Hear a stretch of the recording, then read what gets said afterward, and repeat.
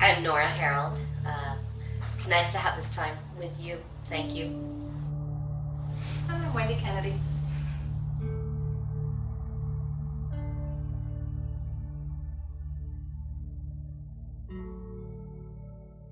Before I was channeling, I was waitressing and I was an actress. I have a degree in theater from Columbia College in Chicago, and I was doing a lot of children's theater. I also had my own theater company for a while. I was doing a lot of non-paying, independently run theater work, and then began consciously channeling when I was 29. So I was waitressing at that time as well.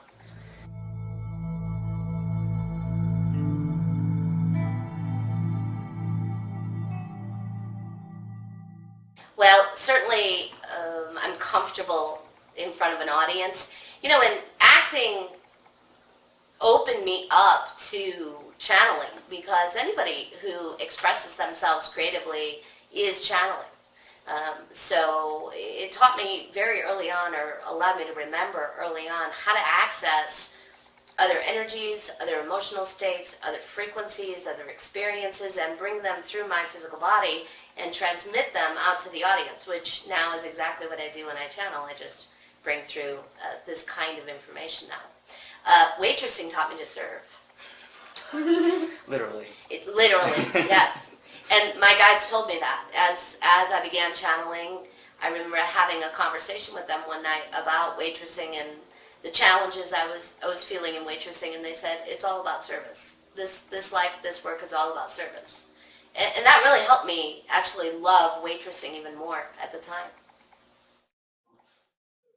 Wendy, how about you? What were you doing Similar, before? kind of a similar path. I went to the University of Kansas, and I have a degree in theater and film. And looking back now, it was the perfect training ground for me for accessing a lot of different parts of myself, because this is back in the late 80s and early 90s, and I'm in Kansas. Where else was I going to be exposed to yoga, qigong, Alexander technique, a lot of things that allow me to work with my physical body, and just looking at programming. What's the motivation? Why do we do the things that we do? And as an actor, that's one of the first things you look at. What's your motivation? What's your subtext? So it really helped me to get in tune with that as well. And it wasn't long after I graduated college, just 2 years after that, that I started channeling. And at the time, I was living in Chicago and doing my starving artist thing, waiting tables, although my experience wasn't quite the same as Nora's. Waiting tables created anxiety for me.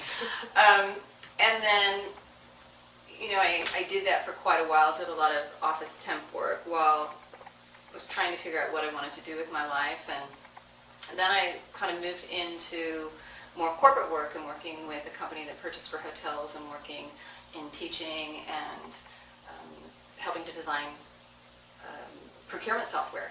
So that kind of took me off in a whole other direction, which still played into what I do today as far as teaching goes and how to work with the web and all those things. And probably about 8 years ago I started doing it full time.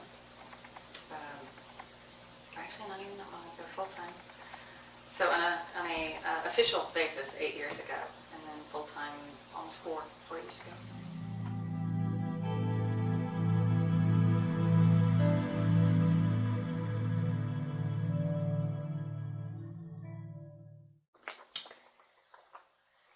Years?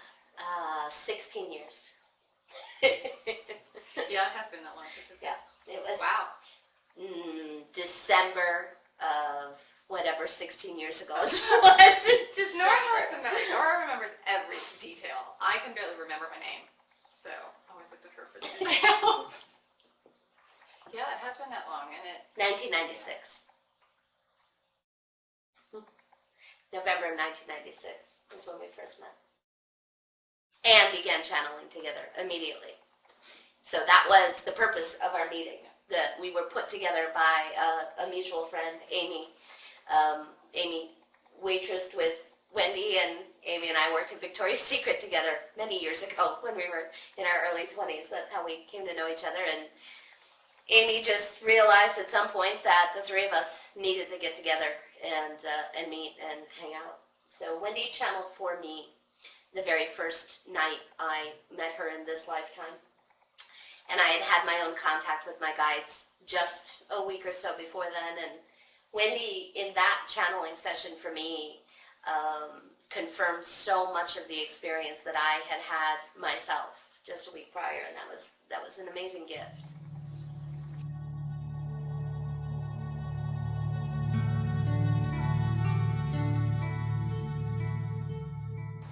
For me, sometimes I'll hear the exact same thing that's coming through, and then there's a slightly different quality because it's coming through Nora, because Nora's filter's there, my filter's there. But the energy will start to build up, and then I'll feel almost pushed to speak. It's kind of an interesting sensation, and I'll know. And sometimes there's just a lull, and then they'll push. That's the best way I think I can describe it. It's a push. It is. I feel exactly the same thing. I'll be enjoying Wendy's transmission and often hearing the same as she's delivering it. And then I'll feel that energetic buildup. And sometimes I will even hear the Pleiadians say, Wendy is going to stop speaking soon and you're next. So sometimes I'll get an actual auditory cue from them. It's just like, I think for us, it's like music. It's like musicians working together. Wendy and I also share such a connection that we're also transmitting with each other telepathically. So yeah, that happens a lot. We won't finish the sentence. One will start, hey, have you? Yeah, I've done it. Right. And John will be standing there. He's like, did I miss part of this conversation? We were complete in our conversation. So it happens when we're up in front of an audience as well. And often I think we're not consciously aware of those telepathic conversations. But they're happening, and we're directing each other without realizing we're directing each other and ourselves, and then being directed. And we also have just a tremendous amount of love and respect for each other and really trust each other. So it's never a matter of feeling awkward or uncomfortable. I'm completely comfortable next to Wendy, channeling in that way, as I'm completely comfortable channeling the beings that I channel.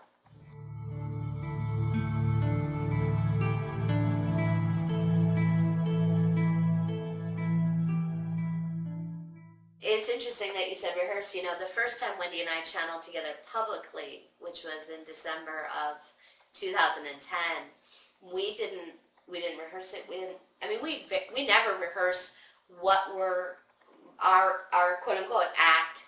We did, for the Sex and Sexuality DVD, again, do some channeling sessions specifically on the subject matter so we could feel more comfortable with the material ourselves. We could have gone up there that day and just pressed the go button like we usually do and let it come through. But Sex and Sexuality it's a button for everyone, including us. So we felt like to be able to be the voice for it, we had to get in touch with the material beforehand. But then when we start to channel, we never know exactly what's coming out. That's always an experience. And then also the questions that get posed, because that, it's really the questions that drive the conversations. And one of the things that's always very interesting for us, or at least for me, is when we get the feedback where people say all the time, they answer my question before I even got a chance to ask it. Yes. And they'll do that. They'll take the poll Yes. and then give the information. Or often we'll hear from audience members that they didn't need to ask a question because somebody else in the space asked their question for them. And, for those of you who are interested in viewing the material, you will come in with your own questions and they will be answered because they will have been asked by somebody else there in the room that day.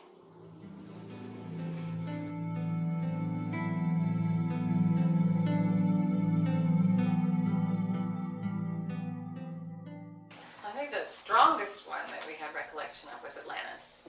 And in that lifetime, I was Nora's daughter, and our friend Amy was my aunt. So she was my niece in that lifetime. And that lifetime actually began for me on Lemuria. I was Lyran Earthling hybrid, so that was my Lemurian identity. My partner in this lifetime, Jonathan, was Wendy's father in that lifetime, but he was full-on Lyran, so he wasn't really a part of her life, so to speak. And when Lemuria was removed from the planet and I was sent to Atlantis, I was pregnant with Wendy at the time. So Wendy first came into being in that lifetime on Atlantis. I was also pregnant at the time with her twin brother. So we should explain this. How do we know this? Right? As we began channeling together and playing together, and it really was play back then for us, we began to have really strong, vivid past life memories of that period of time. And I mean, that sometimes it would come in imagery that we'd have individually, and then we'd come together and start to talk about it. And as we started to tell the story of what we'd already recalled, one of the other parties, either Nora or Amy or myself, would fill in the blanks or would say, oh, and then we did this, and you were like, yes, that's what I saw. So we got a lot of confirmation about that. But it was an incredibly intense life, and there was a lot to process. I mean, we processed a lot of issues around persecution, about power and abuse of power, competition, lots of stuff that was our work to do. So I think during that time while we were learning how to channel, we processed and cleared a lot of our personal stuff. We did. And it wasn't easy. It wasn't at all. And we were young, we were... And that's in part what we used the channeling for. That's what kept us motivated, what kept us checking in, and we would get advice and guidance from the guides.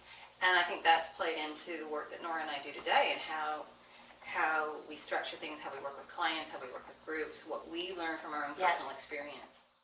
I can remember very vividly that I had recalled that Amy was my niece first in that lifetime, because that was an easier memory for me to access. And then it was just a little while after that I recalled Wendy being my daughter.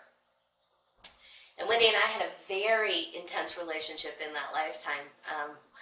We had the... That's such a nice way to put it. We had the typical archetypal mother-daughter relationship in that lifetime, magnified by about 1,000 when you bring in the fact that we were on Atlantis and everything that was going on in Atlantis, and there were periods of time where she and I wound up on opposite sides of the story, and we're literally fighting. Yeah, trying to kill each other. Energy balls. Yes, and we both have recalled trying to kill each other. Yeah. So initially when I remembered she was my daughter, I felt a lot of, intense love as that memory came in, but also some grief. And I didn't tell her that I had the memory, because it's also very confusing when you're the same age, hanging out as friends, also remembering that you're somebody's mother. And we were on somebody's back porch on an evening in Chicago, and we were talking about that time, and Wendy just looked at me and said, "Were you my mom?" And I said, "Yep." And she said, "I was a twin." And I said, "Yes." And this was how we confirmed each other's memories. I had accessed that information on my own, had not communicated it to her, and she just confirmed it all. It was an amazing period of time as we awakened and remembered to channel and remembered many, many lifetimes and experiences. It was amazing, and at times made it very difficult for us to function in our day-to-day lives here. I can remember waitressing. I'd be waiting on my tables, getting all of this information about everybody I was serving, intense personal information about them, standing in the kitchen saying, "Shut up, shut up, shut up, shut up!" Because I was learning. They said to me in that moment, "We're always transmitting to you. You've got to learn when to receive, when to unplug. It's up to you. You've got to run the show here." And I would also get in trouble because I would always give psychic information or channeled information to my tables, and most of them enjoyed it, but occasionally there would be a complaint to management, and they'd pull me in the office and say, "Really, you can't do that any longer." But I couldn't help it. If somebody needed something. That's appropriate. Some level or another.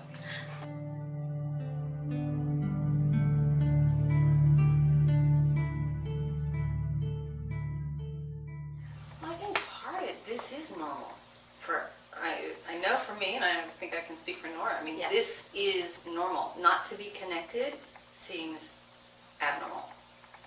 So I think that's one of the things that made it easier for us because it just felt right. And so it wasn't such a struggle. And we didn't get that feedback from other people that it was weird or strange because we didn't think it was weird or strange. It felt very, very normal. And then, I've been channeling for about almost a year and a half before I met Nora. So here I've now created this structure with friends, and this is what my friends do. This is normal for my group. So we didn't really have that experience, but people access information all the time. That's one of the things I love the most is when people say, oh, I don't channel, or I don't have this ability or that. And you'll stand there and you'll watch them, because when somebody channels, their entire energetic field will change. They'll bring through this amazing information, and yet they're not conscious of the fact that they've either just connected with their own higher self, or their guides, or somebody else's guides, or the Akashic Records. And we all do it all the time, and it's just the most normal thing to do. We're just not conscious of the fact that we're doing it. I think for many people who are connected in and don't understand that they're connected in, it can be confusing and overwhelming. And I think that's also what we're talking about here is how do you start to process that? Like, how do you deal with that? For us, it was always about recognition.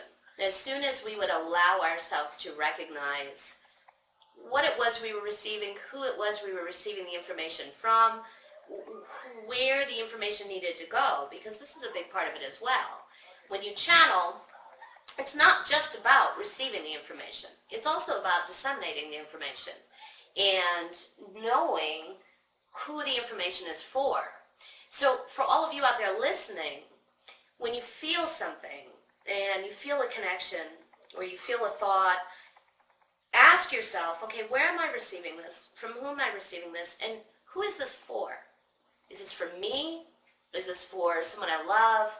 Is this for a friend? And when you ask these questions, understand you'll be answered because they want to help. The guides, the Pleiadians, Yeshua, the fairies, the Lyrans, on and on and on, they want to help. They want to transmit. They're always transmitting. So the more questions you ask, the more information you're going to get. And that's something we were really good at when we were young. We had a lot of questions, and we did not hesitate to ask each other questions all the time to prompt more information coming through. I also believe that we contracted to do this work in this lifetime. So for us, when we opened up to it and reconnected when we were younger, it was like a switch was flipped inside of us. We knew we were following our karmic path. I will say this, you ask about past lives or how do people deal with that piece of it? A lot of people will access past lives, or they feel they're in a situation or scenario and their emotions are out of balance for what's going on. It's usually an indication that they're tapping into a past life issue, or they're tapping into a genetic line issue. Somewhere in their energetic field, they're storing the record of that frequency. And through the laws of resonance, when you strike that chord or that note where it exists in the now, anywhere else that it exists in your field, it starts to vibrate. Right. So people are experiencing that more and more. And also right now, because with the solstices, each solstice we're connecting at higher and higher levels. So we've connected to the collective consciousness in a stronger way. This last solstice, we connected to the solar system. And the one coming up this summer, we're going to connect to the galaxy. So we're starting to feel more of the resonance of issues that are aligned with each of those levels. So not only are we getting our own personal stuff, our past lives, but that's happening more and more. And these solar flares are also affecting it. And so for people out there who are starting to access that stuff, check in, kind of visually follow in your mind's eye where that thread goes, where is it anchored, and that's going to help you, because otherwise it can feel incredibly intense and overwhelming. So it's just about coming back to center, and how do you deal with it? Deal with where it's going on now in your life. So yeah, you may have had all this crap go on in past lives, but you're not going to access it unless you have it going on right here, right now. So look to the now and deal with it in the now, and you'll take care of it at all those other levels.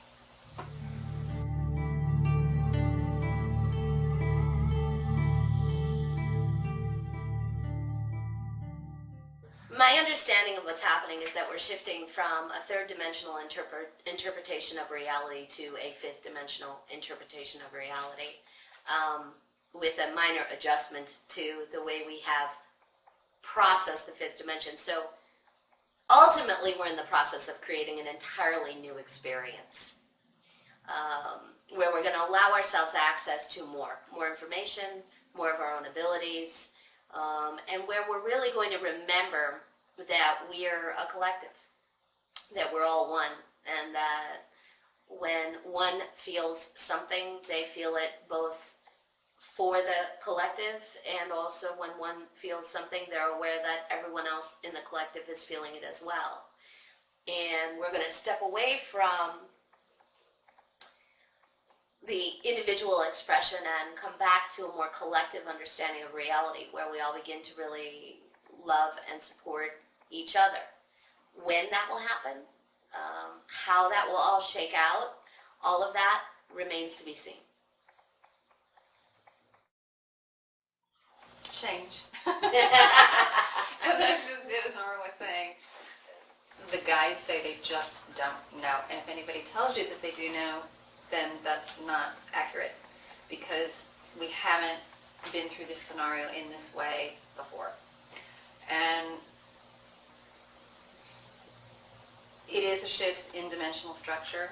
How we get there, how easy it is, how challenging it is all dependent on the frequencies that we choose. And then you also have to consider the element of time and the illusion of time and the experience of multiple realities. And from where we're standing or sitting, that is really hard to grasp, because we're looking for an answer that's very linear, it's very clean, and reality doesn't exist that way. We can put ourselves on another now moment, which is based on an agreed upon set of circumstances at a personal level and a collective level, and those can be vastly different. So it's a bit of a mind bender when you start to think about it, that I can put myself on a timeline that's different than the one that Nora is going to choose, and she'll be over having a different experience with a different version of me. But this is where my consciousness is choosing to focus itself from a 3D perspective. So this is the illusion of experience that I'm having, which may be different than the one that this version of Nora that I'm communicating with now is going to have 10 minutes from now. So I have to take a breath with that one. So I say that, but you have to understand the concept of time from a multidimensional perspective, and that's the one thing the guides go back to continuously, because until we understand that, we're going to look for a singular answer, and reality doesn't exist that way.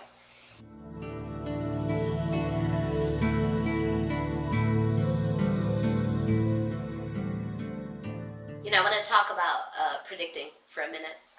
When I started my professional practice as a channel and a psychic, I did a lot of prediction work for many years. And people would come to me for that kind of service. They wanted to know when they were going to find the one, when they were going to get a better job, what that better job might look like, where they were going to move to. And we spent a lot of time, meaning me and the guides, helping people not just understand what all those things were going to be, but also how to get there. But there was a lot of predictive work, and I was comfortable doing predictive work. I enjoyed that aspect of the work. I could look at a tarot spread, and I could look at somebody's energy and easily see 6 months from now you're going to be in that relationship, and that would manifest. What's happening now, and what's been happening for the last couple of years, is it's very challenging to predict anything any longer because of the collective shift in consciousness. We are now jumping timelines and accelerating our shift at such an amazing rate that when I look at a future probability now, that could change in 1 second. Whereas 10 years ago, if I looked at a future probability, maybe it would take 6 months for that change to occur. Now a change can occur like that. So they have really gotten away, I have really gotten away from doing much prediction work at all. with the people that I talk with. Occasionally still, something will come through. Typically now, when the guides offer that kind of information, it is to reinforce and support the path the person that I'm talking with is already on. And it's given in this very kind of lovingly, even cheerleading-like kind of way. Yes, you're going to get there. And when that comes through, there's a level of certainty to it that I can feel within my body. But the rest of it doesn't happen any longer. Yeah, the focus has tended to, I think the focus is now more on what do you want? What do you want to create? Why are you asking this question? So that we start getting in the driver's seat instead of being in a reactive position, we're now in a proactive stance or in a proactive position so that we start working in a fifth dimensional way. I mean, we're already creating our own reality. We're already manifesting 100% of our reality 100% of the time. We're just doing most of it at the subconscious level instead of the conscious. So now when people ask those kinds of questions, the guides really do say, well, why are you asking? Mm-hmm. Because usually it's fear-based. Yes. There is some fear that's prompting it. And when we start to look at that, we can clear that stuff so that we can start creating exactly what we want. We don't have to ask what's coming because we know what's coming because we're directing it. And we have faith in that. We trust that. And it'll become, and we're already seeing it become more and more immediate. And time is accelerating. The higher frequencies move through time and space at a faster rate. So as we get higher in frequency, time appears to be compressing until we step out of time, until we cross the dimensional barrier. It's a whole other thing with 4D, because we're actually in 4D right now, but in 4D you can project 3D rules of the game or 5D rules of the game, and almost 95% of the time we are still projecting 3D rules, but we can alter that and we can experience no time. But we're still hanging on and clinging on to the old game right now. Sure, because it's familiar. You know, I went through a very dramatic shift in my practice right around the winter solstice of 2007. I was getting ready to sit down with a client, meaning pick up the phone and call them because I have people all over the world, as does Wendy. So I work mostly remotely. Rarely do I see people in person. I do, but that's rare. So I was sitting down to get ready for a session, and I had my tarot cards because I worked with both tarot and channeling, both practices together. And as I was getting ready for this session, about 5 minutes before I was going to call this client, my guide said to me, "Put your tarot cards down and don't touch them again." And I had practiced that way for many years, but I trusted my guides enough to say, okay, fine. So I did that session, just full on channeling, translating what I got, some direct voice channeling. And then afterwards, I talked with my guides and they said, all of your tools are changing. All the way you process information is changing. And the tarot was created to help those of you in the third dimension access higher dimensional information. But as you are now shifting to your fifth dimensional identities, the tarot, that tool, if used with its original intent, will ground you in the third dimension. So I occasionally will use my tarot cards for myself now when I am looking for guidance for myself. But I have to work very hard at being very present with the images in the moment, not deferring back to the archetypal meanings of the cards, and really just access information in that way. And all of our modalities are changing in this way. All of them. Even the way we channel has changed in the last couple of years. I mean, for me, it used to feel as if I had to really work at raising my vibration to be able to access that information and those connections. Now, more and more, especially when I'm working with those beings, the Pleiadians, Yeshua, etc., those that I'm really comfortable with, I feel like I'm accessing those aspects of myself. And I think it's become more real time. Yes. I think in the beginning we would get bits and pieces of information and kind of digest, and then it would allow us to attract people who needed that information. Because when you channel, if you're in the way, you can't bring the information through. And it's for me, when I channel, it's almost like I'm standing beside myself. The words are coming out of my mouth, and my lips are moving, and I hear it a split second before it comes out. And sometimes they'll be talking, and I'll be having a side conversation, which is a little tricky. Yes. And if it was brand new information, it's like I get caught up in the conversation over here, and it would be distracting. So especially at the beginning, they would give us the information first, and we'd have a chance to digest it and process it. And because of that, then we would call in people who needed that kind of information. And I think now, especially Nora and I have done a few events together, and it's like, well, do you know what's coming out today? It's like, oh, we'll see what comes out. This will be interesting. And it is real time. I don't hear it a split second before.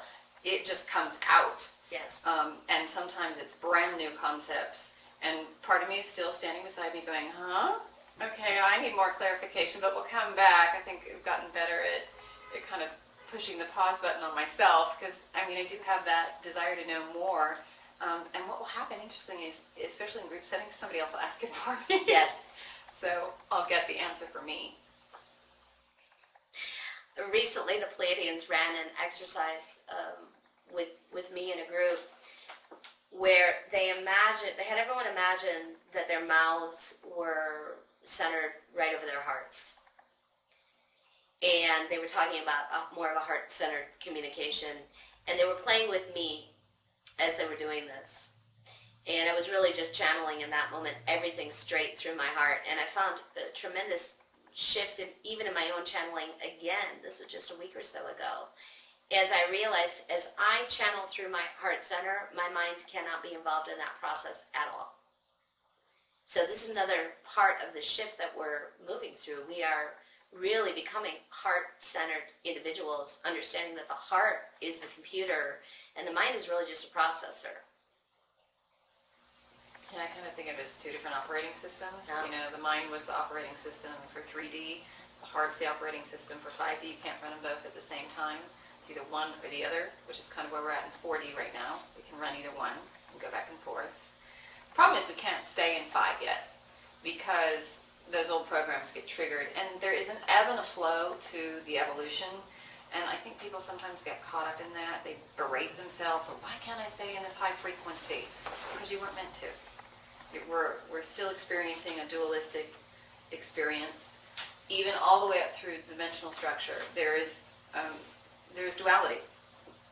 The extremes of duality aren't quite as extreme. This is the most extreme and the densest that we're experiencing, and that's why they say sometimes, this is the hardest game in town.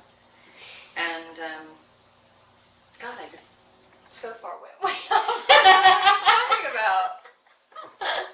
Well, it keeps the mind from Yeah. doing it, right? See, that's just it. Because in the moment, if I'm heart-centered, everything will just come out, and then the mind goes, "What were we talking about?" When I start to think about it.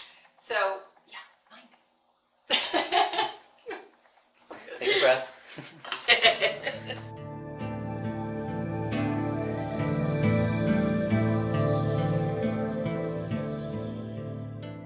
Well, I think it probably started before we incarnated. I'm sure that it's one of the things that we contracted to do, was work together in this way. How it appeared to get started was the filmmaker Kashir Darvich and I were introduced by a mutual friend in Ojai, California, 2.5 years ago now, back in August of 2009. And Kashir came up to one of my lectures, and we talked after that lecture, and he asked how I would feel about doing some work on camera and having him start working on a film about channeling. And when we started, we weren't really sure where we were going with it. We just knew, we had a sense we were supposed to be working together. So he came to my home a couple of times and did some channeling sessions with me and filmed those sessions, and he came to a group session of mine and filmed that, and then he went off to India and filmed and did some work, and he returned from India May 1st of, he returned from India a little bit before then, but May 1st of 2011, I invited him to come up to Ojai to experience Wendy and I channeling together. And he came up that afternoon and was at that 4-hour workshop, and afterwards that night in my home he said, "I'd like to do a lecture series with you and Wendy, and so that's how that all came about.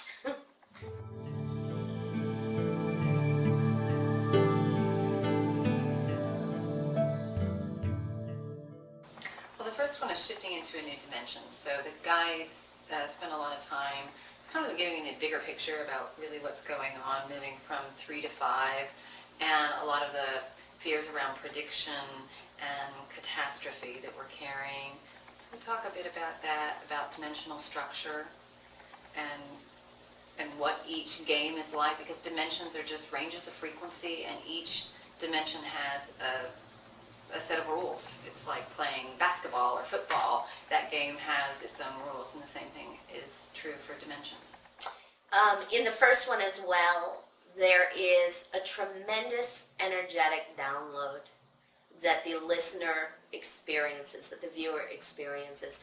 It's true for all of the work, but what they've communicated to us is that energetic download that comes in on shifting into a new dimension, which is volume 1, sets the viewer up, gives foundational energetic work to then experience the rest of the information that follows throughout the series. Wendy and I, when we watched the first one, experienced it ourselves as viewers. 45 minutes into it, we just both went, whoa. We had to take a break. And we've often heard from people who've viewed it, Volume 1 and now Volume 2, that as they view multiple times, they receive more energy. They hear things they didn't hear the other times they watch them. It is a continuous process. These DVDs are meant to be watched again and again and again. This is not a one-time experience. They are lectures, they are healing sessions, and they are transmissions of amazing love from the Ninth Dimensional Pleiadian Collective, Yeshua, the Lyrans, the fairies, Corolla, and the other beings who participate who don't say their names but who are with us. And there are many, many beings who are there who never speak their names. We never speak their names, but are participating. And because of the nature of time, or the lack of time, the guides will connect. Every time you think about them, every time you put a DVD in, it's like being with them right then and there, because they do connect with you in that moment. And that's also why you're able to get new transmissions. It plugs you into a frequency that you can access. So it's not like only the participants who were there taping the video got that experience. They don't experience time, so they connect with you every time. They are right there in your house with you as you watch, loving you, transmitting, guiding, healing, whatever you need. Volume 2 is called Moving from Law of Attraction into Law of Creation, and it talks all about how our manifestation process is shifting as we evolve into these fifth dimensional versions of ourselves. So it starts with the basics of Law of Attraction, because a lot of us are still using the laws of attraction and reflection to create. It talks about how we attract and how we manifest in the third dimension and how energy works, and then takes the viewer into the understanding of the law of creation and what it is to be an instantaneous manifester, what it is to play with an infinite amount of energy and create in that way. Volume 3 is on sex and sexuality. And Nora and I watched clips of it recently, and we were both taken aback at how open the participants were, the broad range of questions, and I think sex in particular, and sexuality, as we move into 5D, is a question that everybody wants to know about, but nobody's talking about.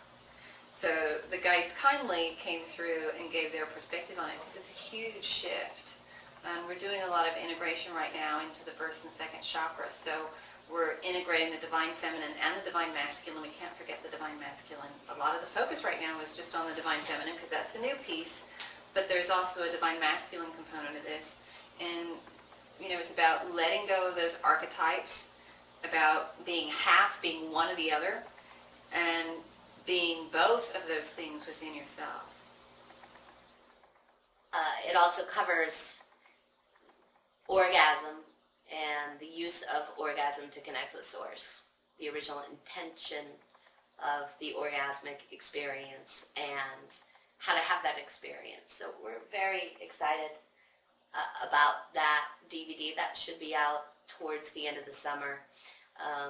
Wendy and I had never channeled about sex and sexuality to any great length before like that in front of an audience, in a group setting. So we did a lot of foundational work before that one, some rehearsal and practice and connection with the guides and bringing through the information. And Wendy and I, frankly, each of us processed a tremendous amount personally within ourselves last year to be able to do that lecture as well as all of the lectures in this series.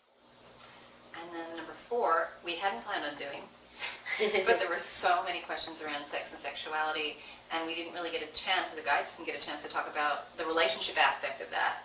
So the 4th DVD is sex and relationships. And again, talking about the new archetype, about being a whole and complete person and bringing somebody else who is whole and complete in as well. Right now, most of our relationships are what the guys kind of describe as being horizontal. Instead of going up to connect with Source, we're trying to get to Source through other people. Yeah. And it's about learning to run that energy in a different way, in a more whole and complete way, and seeing everything else as being that reflection. So that should be out towards certainly by the end of 2012, hopefully in the fall.